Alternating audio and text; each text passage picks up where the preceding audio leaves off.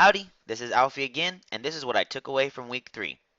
In week 3, I learned how creativity and critical thinking are not only important, but are essential to succeeding in our career paths. We also learned that play is one of the best ways to foster creative thinking and to really flex it out. Creativity is quickly becoming one of the most important traits of people that are in leadership roles. In fact, it's the top attribute companies look for in CEOs, which is a pretty big deal. I'm going into game design. Creativity is absolutely essential, not only to flourish and really stand out in the industry, but also game design is really the science of solving problems. Being creative and innovative with problems that don't have a clear answer is going to be an absolute must-have if I want to achieve my goals and achieve my dreams. In a lecture from Dan Pink, we were given the 3 components that most effectively foster creativity and motivate us to be critical thinkers. Those components are autonomy, which is the feeling that we are in control of our own decisions. The other one is purpose,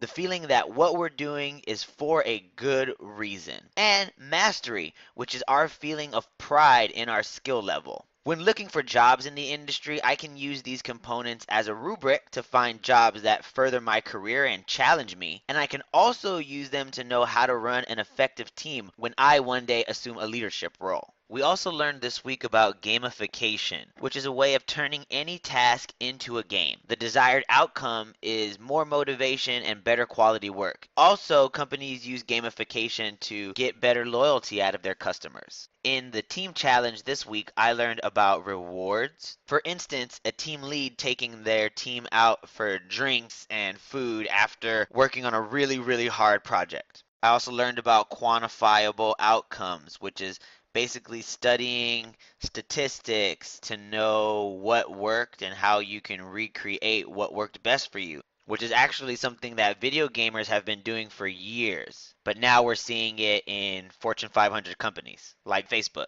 Lastly, what I'm taking away from week 3 is what Simon Sinek suggested for us all to do, which is figure out why we're doing this instead of just what we're doing. It's funny and kind of embarrassing. I don't know if I've really given it a conscious thought until I saw that video. But in his talk, he explained that people don't buy what you do, they buy why you do it. He even explained how our brains are wired to make decisions based off of why we do things instead of just what we're doing or how it's getting done. This was so phenomenally motivating and really opened my eyes to why I'm trying to become a game designer. It's so empowering to have my dreams even more defined.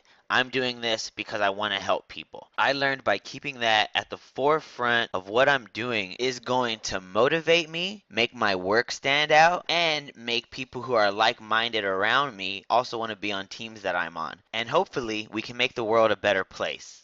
Created using Powtoon.